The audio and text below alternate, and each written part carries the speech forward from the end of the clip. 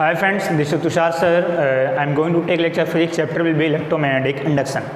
आज का जो आपका टॉपिक है म्यूचुअल इंडक्शन अन्योन प्रेरक, ठीक है. इसके लास्ट लेक्चर में मैंने आपको सेल्फ इंडक्शन बता दिया था, स्वप्रेरण बता दिया था. ये जो टॉपिक है ये सेल्फ इंडक्शन से रिलेटेड है. इस टॉपिक में सेल्फ इंडक्शन और म्यूचुअल इंडक्शन में जो मेन डिफरेंस है वो क्या है. सेल्फ इंडक्शन में क्या था, आपके पास एक सिंगल कॉइल थी. सेल्फ इंडक्शन में क्या था, सोचो आपके पास एक सिंगल कॉइल थी. अगर आप उस कॉइल से मैग्नेटिक फील्ड चेंज करते थे तो मैग्नेटिक फ्लक्स मैग्नेटिक फ्लक्स में चेंज होता था. मैग्नेटिक फ्लक्स में चेंज होने के कारण वहाँ पर EMF जनरेट होता था. ये जो फिनोमिना था, इस फिनोमिना को आप बोलते हो क्या, सेल्फ इंडक्शन. अब म्यूचुअल इंडक्शन में क्या है, आपके पास दो कॉइल होगी. एक कॉइल ये है, एक कॉइल ये है. समझना आप, एक कॉइल ये है, एक कॉइल ये है. इस कॉइल में से अगर मैं मैग्नेटिक फील्ड चेंज करता हूं, बात समझना आप, अगर मैं इस कॉइल का मैग्नेटिक फील्ड चेंज करता हूं तो ये जो इसका जो मैग्नेटिक फील्ड है वो इससे लिंक है. सपोज करो कि यहाँ से यहाँ पे सपोज करो, मैं आपको बोलता हूँ कि यहाँ पे करंट फ्लो हो रहा है. ये वाली कॉइल में कुछ नहीं हो रहा है, इस वाली कॉइल में करंट फ्लो हो रहा है. करंट फ्लो होने के कारण यहाँ पे मैग्नेटिक फील्ड आएगी और वो जो मैग्नेटिक फील्ड लाइन है वो इसके अंदर से भी जा रही है. इसकी जो मैग्नेटिक फील्ड लाइन है ना वो इस वाले कॉइल के अंदर से भी पास हो रही है. आप ऐसा इमेजिन करके चलना. अब अगर मैं इस वाले कॉइल में करंट की वैल्यू चेंज करता हूँ, ये तो अगर आप करंट की वैल्यू चेंज करोगे तो ये जो मैग्नेटिक फील्ड है ये भी चेंज होगा. अब अगर ये मैग्नेटिक फील्ड चेंज होगा तो इस वाले कॉइल का फ्लक्स चेंज होगा. अगर इस वाले कॉइल का फ्लक्स चेंज होगा तो इसके अंदर EMF प्रोड्यूस होगा. That phenomena is called mutual induction. बात समझ में आ रही है. For two coil, for the system of two coil, if the magnetic flux change for the any coil due to the another coil, if the system of two coil, if the magnetic flux change for the any coil due to the another coil, then EMF produced in the coil, that phenomena is called mutual induction.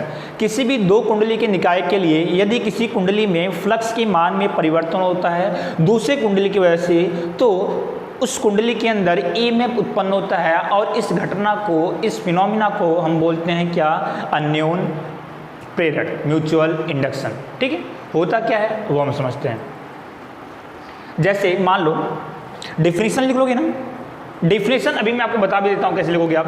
देखो आपके पास मैंने यहाँ पे दो solenoid बनाए. एक तो ये बड़ा वाला सोलेनाइड ये, और इसी के अंदर मैंने एक छोटे से सोलेनाइड को इंसर्ट किया. सोलेनाइड पेरिनेल का एक ये बड़ा सोलेनाइड है. ये जो बड़ा वाला जो सोलेनाइड है इसकी रेडियस मैंने ले ली है R2. मैं रेडियस को यहाँ पे लिखता हूँ, आप कंफ्यूज मत हो. मैं रेडियस को इस साइड में लिख देता हूँ. ये रेडियस कितनी, त्रिज्या कितनी, R2. ये जो छोटा वाला जो हमारे पास जो सोलेनाइड है, ये जो स्मॉल सा छोटे छोटे सोलेनाइड है, इसकी रेडियस मैंने ले ली है R1. तो एक बड़ा सोलेनाइड है, उस बड़े वाले सोलेनाइड के अंदर एक छोटे वाले सोलेनाइड को मैंने इंसर्ट करके रखा है. छोटे वाले सोलेनाइड की रेडियस कितनी, R1. बड़े वाले सोलेनाइड की रेडियस कितनी, R2. चलो लेंथ क्या है, L है. अब यहाँ पर एक कंडीशन में लेके चल रहा हूँ कि जो लेंथ है वो R के रिस्पेक्ट में काफ़ी बड़ी है. सोलेनाइड की जो लेंथ है वो विद द रिस्पेक्ट R, ये आपकी काफ़ी लेंथी. मतलब आप लिख सकते हो कि L is very large in comparison to R1 and R2. L आपका R1 R2 के कंपेरिजन में काफ़ी बड़ा है. समझ आ गया. अब आगे समझो. अब मैंने क्या किया, अभी मैं एक 1 by 1 करके चल रहा हूँ. अभी मैंने सेकेंड, ये जो दूसरी वाली कॉइल है इसको मैंने सपोज कर लिया ये S2 कॉइल है. ये जो छोटी वाली कॉइल है इसको मैंने सपोज कर लिया ये S1 कॉइल है. ठीक है. अब मैं बड़ी वाली कॉइल में मैंने करंट फ्लो किया, इस वाले कॉइल में मैंने करंट फ्लो किया I2. पहले कोई भी करंट नहीं था, पहले इस वाले. अब देखो अभी आप समझना आपको करना क्या है. आपने एक फर्स्ट वाले कॉइल में करंट फ्लो किया, आपको ऑब्जर्व किसको करना है, सेकंड वाले कॉइल को. समझो आप, ये जो बड़ी वाली जो कॉइल है इसमें मैंने करंट फ्लो की. करंट कितनी फ्लो की, I2. पहले इस वाले कॉइल में कोई भी करंट फ्लो नहीं हो रही थी पहले के केस में. तो स्टार्टिंग के केस में मैग्नेटिक फील्ड कितना था, 0. मैं बात करता हूं फॉर S2 कॉइल. पहले मैग्नेटिक फील्ड कितना था, 0. तो पहले फ्लक्स भी कितना था, जीरो, जब कोई भी करंट फ्लो नहीं होती। अब जैसे मैंने यहाँ पर करंट फ्लो करना स्टार्ट किया, ये तो जब आप करंट फ्लो करोगे, आपको मैंने बताया है कि अगर ये सोलेनॉइड है तो इसके अंदर मैग्नेटिक फील्ड आपका इस तरीके से मिलता है। सोलेनॉइड के अंदर जो मैग्नेटिक फील्ड लाइन्स होंगी वो पैरेलल होंगी, अब बाहर कुछ इस तरीके से होगा आपका, बताया था आपको, ठीक है। तो इस जैसे आप यहाँ पर करंट फ्लो करना स्टार्ट करोगे तो इसके अंदर आपका एक मैग्नेटिक फील्ड आपका क्रिएट हो जाएगा, इसके अंदर चुंबकीय क्षेत्र रेखा आपका उत्पन्न हो जाएगी, यानी कि इस सोलेनॉइड के अंदर आपका इस तरीके से मैग्नेटिक फील्ड बनना आपका स्टार्ट हो जाएगा। तो पहले मैग्नेटिक फील्ड कितना था, जीरो, फ्लक्स भी कितना था, जीरो। जैसे आपने आई फ्लो किया, जैसे आपने करंट को फ्लो करना स्टार्ट किया, मैग्नेटिक फील्ड इंक्रीज हुआ, फ्लक्स भी इंक्रीज हुआ। अब ये बताओ फ्लक्स चेंज हो रहा है कि नहीं, फ्लक्स चेंज हो रहा है। फ्लक्स पहले जीरो था, बाद में कुछ ना कुछ फ्लक्स हुआ। अब ये बताओ अगर फ्लक्स चेंज हुआ तो ईएमएफ प्रोड्यूस होगा कि नहीं, ईएमएफ प्रोड्यूस होगा। अब यहीं पर मैं आपको सेल्फ इंडक्शन और म्यूचुअल इंडक्शन में दोनों में आपको बता दे रहा हूं।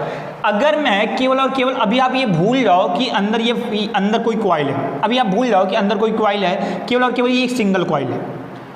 ये बताओ ये जो बड़ी वाली जो कॉइल है इसमें पहले मैग्नेटिक फील्ड कितना था, जीरो, बाद में मैग्नेटिक फील्ड कुछ ना कुछ हुआ कि नहीं हुआ, फ्लक्स चेंज हुआ, फ्लक्स चेंज हुआ, ईएमएफ प्रोड्यूस हुआ। ये फिनोमिना हो जाएगी सेल्फ इंडक्शन। क्यों, क्योंकि मैं उसी कॉइल में करंट चेंज कर रहा हूं, उसी कॉइल का मैग्नेटिक फील्ड चेंज हो रहा है, उसी कॉइल का मैग्नेटिक फ्लक्स चेंज हो रहा है और उसी कॉइल में ईएमएफ प्रोड्यूस हो रहा है। अब मैंने अभी दो कॉइल आ गया, अगर उसी में चेंज हो रहा है तब तो ये हो जाएगा सेल्फ इंडक्शन। अभी दो कॉइल है, ये पहला कॉइल है, ये दूसरी कॉइल है, ये फर्स्ट एंड ये सेकंड। अब मुझे अभी बताओ अगर मैं ये पहली वाली जो कॉइल है, ये जो इसके अंदर जो कॉइल है, इसके अंदर पहले मैग्नेटिक फील्ड कितना था, पहले मैग्नेटिक फील्ड कितना था, जीरो। जैसे ही आपने इसके अंदर करंट फ्लो किया, ये तो जब आप बड़ी वाली कॉइल के अंदर करंट फ्लो करोगे तो यहाँ पर एक मैग्नेटिक फील्ड जनरेट होगा। अगर मैग्नेटिक फील्ड जनरेट हुआ तो इस वाली कॉइल के अंदर मैग्नेटिक फील्ड आया कि नहीं, आ गया। तो मैग्नेटिक फ्लक्स चेंज हुआ कि नहीं, मैग्नेटिक फ्लक्स चेंज हुआ। तो इसके अंदर ईएमएफ प्रोड्यूस होगा कि नहीं, ईएमएफ प्रोड्यूस होगा। तो ये जो ईएमएफ होगा, ये जो फिनोमिना होगा, इसी को हम बोलते हैं क्या, म्यूचुअल इंडक्शन। बात समझ में आ रही है आपको? चलो अब थोड़ा सा और आगे चलते हैं। ये तो बात हो गई H2 में कि स्टार्टिंग का केस और ये बाद का केस, फ्लक्स चेंज हो रहा है तो ईएमएफ प्रोड्यूस होगा। अब बात आती है कि ये जो छोटी वाली जो कॉइल है, इसके अंदर जो फ्लक्स चेंज होगा वो डिपेंड किस पे करेगा। अच्छा बताओ मैग्नेटिक फील्ड कितना मिल रहा है, मैग्नेटिक फील्ड कितना बनेगा, तो मैग्नेटिक फील्ड कितना बनेगा, B = μ0 Ni। सोलेनॉइड है, सोलेनॉइड के लिए मैग्नेटिक फील्ड का फॉर्मूला B = μ0 Ni। करंट किस में, मैग्नेटिक फील्ड में किसका निकाल रहा हूँ, करंट किस में फ्लो हो रहा है, प्लीज अब मुझे अभी बताओ। तो करंट हमारा फ्लो हो रहा है बड़ी वाली कॉइल में, तो हम मैग्नेटिक फील्ड किसका निकालेंगे, बड़ी वाली कॉइल का निकालेंगे। तो मैग्नेटिक फील्ड कितना, मैंने यहाँ पे लिख दिया B2। तो B2 का मतलब आपको समझ में आता है, दूसरी वाली कॉइल का। तो B2 = μ0 N की जगह पर N2 और I की जगह पर I2। कोई दिक्कत वाली बात नहीं आपको। अब यहाँ पर स्मॉल n2 की जगह पे चाहो तो आप ऐसा भी लिख सकते हो, मैं इसको ऐसे लिख सकता हूँ क्या, small n2 = N2/L। Small n2 क्या है, number of turns in 1 metre, और n2 क्या है, टोटल नंबर ऑफ टर्न्स। और स्मॉल n1 की जगह पे क्या लिख सकते हो, N1/L लिख सकते हो, क्योंकि लेंथ तो दोनों की सेम ही है ना। तो n1 की जगह पे कैपिटल N1/L और n2 की जगह पे कैपिटल N2/L। n1 क्या है, total number of turns, n2 क्या है, टोटल नंबर ऑफ टर्न्स। चलो तो n2 की जगह पर अगर मैं चाहूँ μ0 N2 × I2 चलेगा। तो B2 = μ0, ये आपका हो गया मैग्नेटिक फील्ड दूसरे के कारण, ठीक है। ये दूसरे वाले यानी कि इस वाले कॉइल में अगर आप करंट फ्लो करोगे तो इतनी मैग्नेटिक फील्ड आपकी प्रोड्यूस हो रही है। अब फर्स्ट वाली ये जो कॉइल है इसमें कितना मैग्नेटिक फ्लक्स चेंज होगा, ये फर्स्ट वाली कॉइल का, फर्स्ट वाली कॉइल में कितना मैग्नेटिक फ्लक्स चेंज होगा। तो फर्स्ट वाली कॉइल के लिए मैं लिखता हूं, फर्स्ट वाली कॉइल में जो मैग्नेटिक फ्लक्स होगा उसको हम लिख लेंगे φ1। क्यों, क्योंकि मैं ऑब्जर्व किसको कर रहा हूं, मैं फर्स्ट वाली कॉइल को ऑब्जर्व कर रहा हूं। तो फर्स्ट वाली कॉइल में जो फ्लक्स चेंज हो रहा है φ1, ये किस पे डिपेंड करेगा, ये डिपेंड करेगा I2 पर। दूसरी वाली कॉइल में आप जितनी ज्यादा करंट फ्लो करोगे उतना ही इस वाले कॉइल के अंदर मैग्नेटिक फ्लक्स चेंज होगा, मानते हो। इस वाले कॉइल के अंदर में जितनी ज़्यादा मैं करंट फ्लो करूंगा उतना ही इसके अंदर मैग्नेटिक फील्ड बनेगा और उतना ही इसके अंदर मैग्नेटिक फ्लक्स आपका चेंज होगा।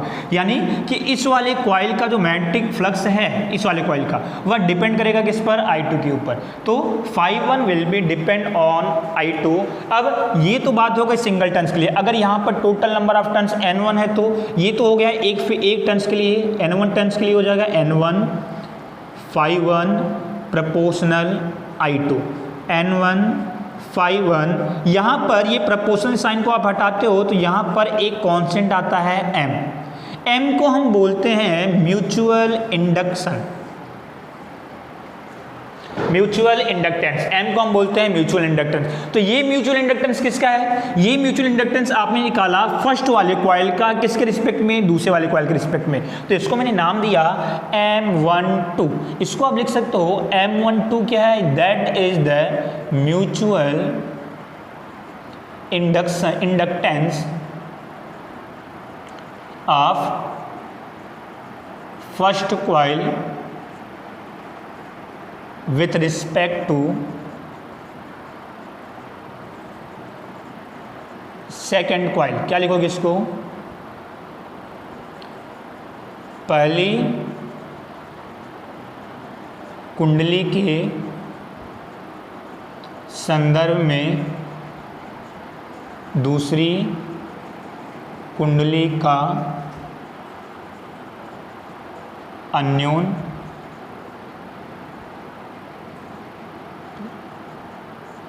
प्रेरक। ठीक है, क्या लिखोगे आप? M क्या है? M आपका है mutual inductance of the first coil with respect to the second coil. इस वाले कॉइल का म्यूचुअल इंडक्टेंस किसके रिस्पेक्ट में? सेकंड वाले कॉइल के रिस्पेक्ट में। ठीक है, और पहली कुंडली के संदर्भ में दूसरी कुंडली का अन्योन प्रेरक। तो ये हो जाएगा M12। इसको आप ऐसे लिख सकते हो क्या? M12 should be equal to the N1 φ1 is equal to I2।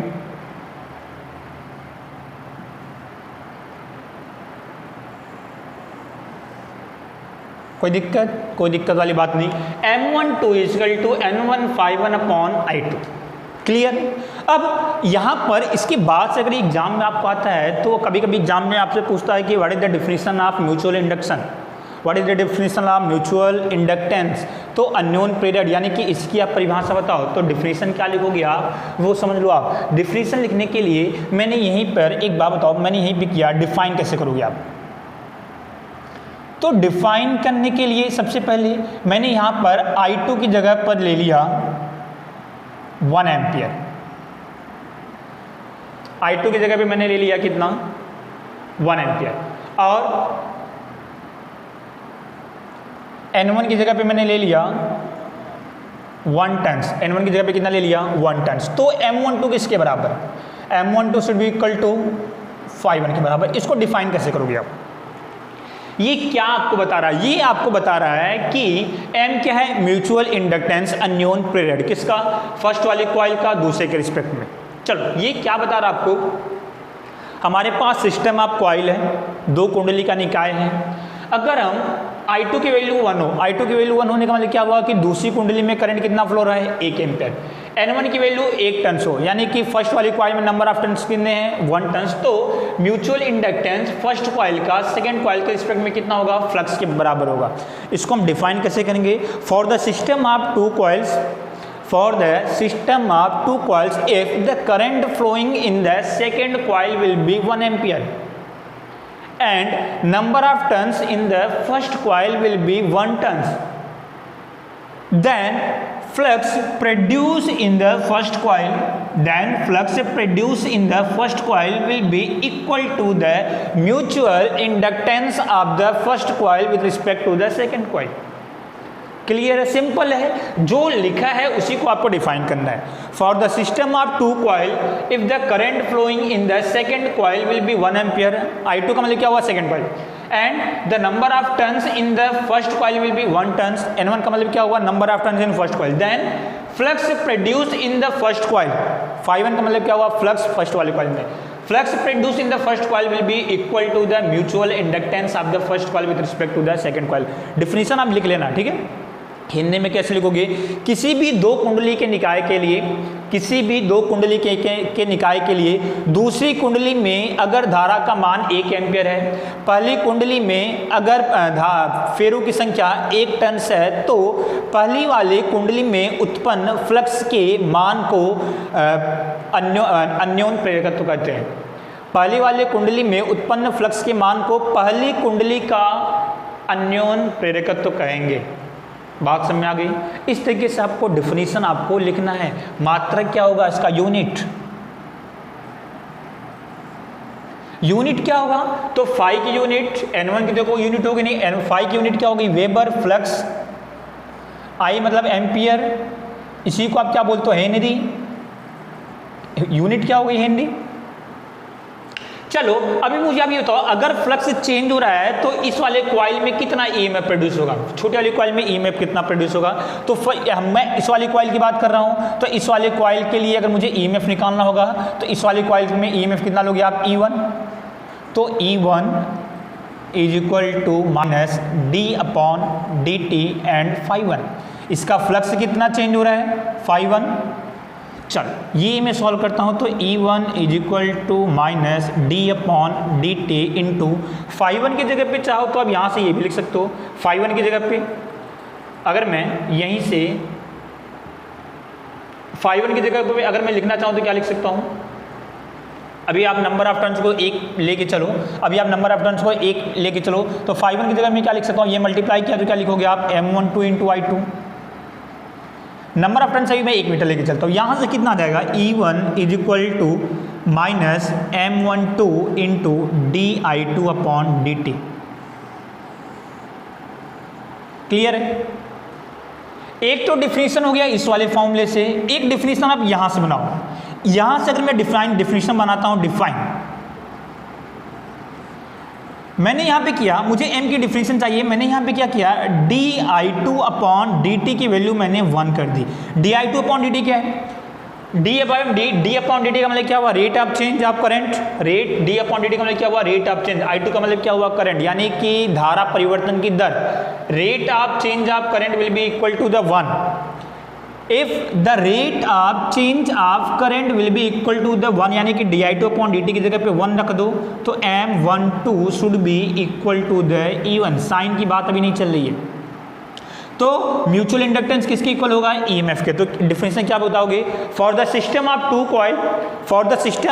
Coil if the rate of change of current of the secondary coil, di2 क्या है? यानी सेकेंडरी कॉइल का। If the rate of change of current for the secondary coil will be equal to the 1, then EMF produce in the first coil will be equal to the mutual inductance of the first coil with respect to the second coil.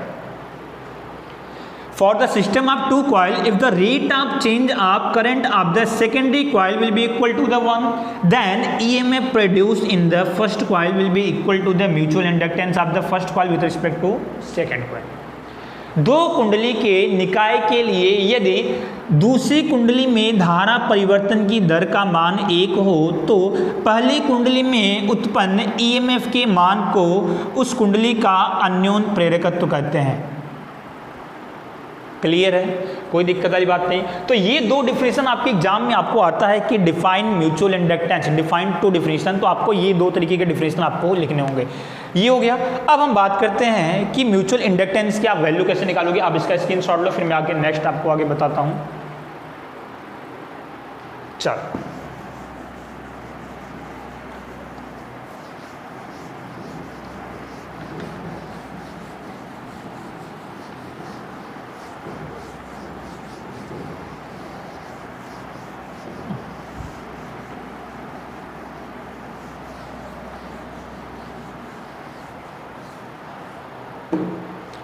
अगर मुझे mutual inductance की value निकालनी है तो आप कैसे निकालोगे? देखो अभी मैंने क्या बताया था आपको, N1 φ1 is equal to M12 into I2, यानी कि M12 should be equal to the N1 φ1 I2। ये जो मैं आपको बोल रहा हूँ अब बिल्कुल ध्यान से समझना। यहाँ पर अगर आप कन्फ्यूज हो गए तो आप ये पूरा का पूरा कन्फ्यूज ही रहोगे। आप बिल्कुल कन्फ्यूज मत होना। यहाँ पे जो मैं आपको बोल रहा हूँ वो आप ध्यान से सुनना। चल M12 is equal to N1 into φ1। φ1 क्या है? फ्लक्स है, किसका फ्लक्स है? पहले वाली कॉइल का फ्लक्स है। चलो ये बताओ, इसका जो फ्लक्स है, फ्लक्स का फॉर्मूला क्या होता है? Phi equal to B into A. मुझे फ्लक्स निकालना है, किसका फ्लक्स निकालना है? छोटी वाली कॉइल का फ्लक्स निकालना है। तो फ्लक्स का फॉर्मूला बी इंटू ए। मैग्नेटिक फील्ड किसके कारण बन रही है? करंट आप किसमें फ्लो कर रहे हो? तो करंट आप किसमें फ्लो कर रहे हो? दूसरी वाली कॉइल में करंट फ्लो कर रहे हो ना, तो मैग्नेटिक फील्ड किसके कारण बन रही है? तो मैग्नेटिक फील्ड तो बन रही है दूसरे के कारण। बात समझ आ रही है? तो अगर मुझे φ1 की जगह पे लिखना हो तो φ1 की जगह पर आप ऐसे नहीं लिखोगे B1A1, दैट इज रॉन्ग। इसका φ1 की जगह पे B1A1 का मतलब क्या हुआ कि B1 का मतलब क्या हुआ कि मैग्नेटिक फील्ड पहले के कारण। तो पहले के कारण तो कुछ मैग्नेटिक फील्ड बन ही नहीं रहा है ना। मैग्नेटिक फील्ड किसके कारण बन रहा है? करंट आप किसमें फ्लो कर रहे हो? तो करंट आप फ्लो कर रहे हो दूसरे वाले कॉइल में। तो यहां पर इसके अंदर जो भी मैग्नेटिक फील्ड मिलेगा, जो भी इसके अंदर मैग्नेटिक फील्ड बन रहा है, वो मैग्नेटिक फील्ड किसका बन रहा है? आपका दूसरे वाले कॉइल का बन रहा है। बात समझ आ रही है? तो यहां पर φ1 की जगह पर क्या लिखोगे? B2 into A1। इसका जो फ्लक्स होगा, मैग्नेटिक फील्ड, किसका मैग्नेटिक फील्ड? इसके अंदर किसकी मैग्नेटिक फील्ड है? B2 की, इंटू इसका जो भी एरिया है वो। कोई दिक्कत वाली बात नहीं। ये मैग्नेटिक फील्ड किसका है? ये दूसरी वाली कॉइल का। चलो, divided by I2 N1 into B2 की जगह पे क्या लिखते हो आप? म्यू नॉट N2I2, दूसरे का मैग्नेटिक फील्ड है तो ये फॉर्मूला है, इंटू A1 क्या है? एरिया है छोटी वाली कॉइल का। रेडियस इसकी कितनी है? R1, तो सर्कुलर होगा तो एरिया कितना हो जाएगा? पाई R1 square divided by I2 से I2 will be cancel out. चलो N1 की जगह पे, कैपिटल N1 की जगह पे, ये बताओ कैपिटल N1 की जगह पे आप चाहो तो ये मल्टीप्लाई कर दो, तो स्मॉल n1 इंटू एल लिख सकते हो। तो मैं यहाँ पे लिख देता हूँ कैपिटल N1 की जगह पर small n1 into L mu naught N2 पाई R1 स्क्वायर। ये पूरी वैल्यू को मैं ऊपर लिखता हूँ। तो M12 is equal to mu naught N1 N2 mu naught N1, mu naught हो गया N1 N2 पाई R1 स्क्वायर इंटू एल। ये हो गया आपका mutual inductance of the first coil with respect to the second coil. बात समझ में आ रही है? अब मुझे आप ये बताओ, ये M12 mutual inductance of the first coil with respect to second coil. अब अगर आप यही फिनोमिना एकदम से जस्ट अपोजिट करोगे, just opposite, reverse process. Reverse process का मतलब क्या हुआ कि ये बताओ, अभी मैंने करंट किसमें फ्लो की थी? सेकेंड वाली कॉइल में। कितनी करंट फ्लो की थी? I2। हमने ऑब्जर्व किसका किया? फर्स्ट वाली कॉइल का। अगर मैं इसका उल्टा करता हूँ, मैं करंट फ्लो करता हूँ पहले वाली कॉइल में, कितनी करंट? I1 current. अब मैं ऑब्जर्व किसको करूंगा? दूसरी वाली कॉइल को। तो ये बताओ, तो म्यूचुअल इंडक्टेंस आप किसका लोगे? सेकंड वाली कॉइल का लोगे ना। तो सेकंड वाली कॉइल का म्यूचुअल इंडक्टेंस कितना हो जाएगा? इस वाली कॉइल का म्यूचुअल इंडक्टेंस कितना हो जाएगा? M21 हो जाएगा ना। Mutual inductance of the second coil with respect to first वाली कॉइल का कितना था? M12 था। अगर मैं सेम टू सेम इसका जस्ट अपोजिट करता हूं तो M21 कितना आ जाएगा? Mu naught same to same N1 भी वही आएगा, N2 भी वही आएगा, पाई रेडियस की जगह पर आपका आ जाएगा R2 स्क्वायर इंटू एल। बात समझ में आ रही है आपको? ठीक है, तो ये म्यूचुअल इंडक्टेंस आपका निकला फर्स्ट कॉइल का, ये म्यूचुअल इंडक्टेंस सेकंड कॉइल का। अब यहां पर एक बात आप समझना, मैंने यहां पर लिखा है कि जो लेंथ है वो R1 और R2 के कंपैरिजन में काफी बड़ी है। अब यहां पर एक केस ऐसा है कि अगर ये लेंथ काफी बड़ी हो, ये बताओ, अगर ये लेंथ काफी बड़ी हो तो उसके रिस्पेक्ट में R1 और R2 को हम उतनी अहमियत नहीं देंगे। R1 एंड R2 की वैल्यू को उतनी अहमियत हम नहीं देंगे। बात समझ आ गई? यानी कि R1 और R2 का यहाँ पर कोई मतलब नहीं होगा। कब? जब अगर लेंथ की वैल्यू R के कंपैरिजन में काफ़ी बड़ी है। ये तो अगर R1 और R2 को अगर आप R1 और R2 को हटा दो तो बचेगा कितना? Mu naught N1 N2 pi L, mu naught N1 N2 pi L. और एक कंडीशन में ये भी लेके चल रहा हूँ कि ये जो R1 की वैल्यू है ये R2 के बराबर है, या तो आप ऐसे ही बोल सकते हो ये जो R1 की वैल्यू है ये R2 के बराबर, यानी कि दोनों सोलेनॉइड एक दूसरे के अंदर है। ये R1 एंड R2 दोनों एक दूसरे के इक्वल हो जाए, R1 एंड R2 दोनों एक दूसरे के इक्वल हो जाएंगे। ये बताओ, अगर ऐसा कोई केस आता है तो M12 should be equal to the M21 should be equal to the M। ये दोनों वैल्यू आपस में इक्वल हो गई। अगर ये दोनों वैल्यू आपस में इक्वल हो जाती है तो that theorem is called reciprocity theorem.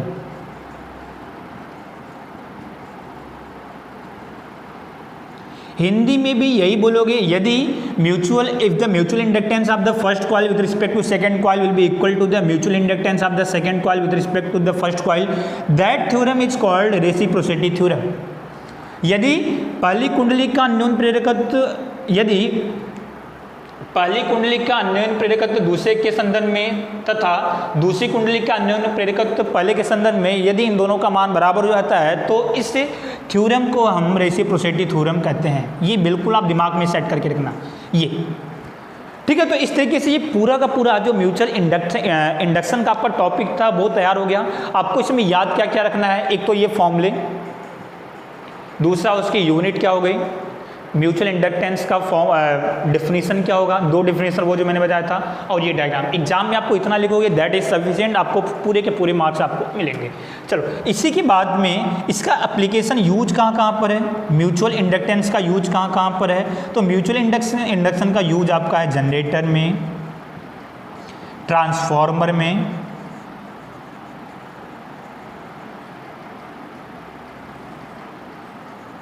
Motor में। जनरेटर इसके बाद का आपका टॉपिक है, वो मैं आपको बताऊंगा किस तरीके से यूज होता है। ट्रांसफार्मर इसके बाद का जो चैप्टर आपका अल्टरनेटिंग करंट वहाँ पर है, मोटर भी आपका वहाँ पे मिल जाएगा। तो ये तीन जगह में आपका म्यूचुअल इंडक्टेंस का यूज होता है, generator, transformer and motor. Okay, आज का टॉपिक आपका यहाँ पर कंप्लीट होता है। इस चैप्टर में एक टॉपिक आपका और बाकी है, ये जनरेटर, AC जनरेटर, ठीक है। तो ये टॉपिक इसके बाद से चलेगा आपका, तो आपको मैं वहाँ पे बताऊंगा कि जनरेटर में म्यूचुअल इंडक्टेंस का किस तरीके से यूज होता है। ओके, ये टॉपिक आपका कंप्लीट हुआ। और इस तरीके से आपका एक टॉपिक आपका, जैसे मैं आपका जनरेटर कंप्लीट करूँगा, आपका ये चैप्टर आपका पूरा का पूरा आपका कंप्लीट हो जाएगा। ओके, तो आज की क्लास को मैं यहीं पर कंप्लीट करता हूँ।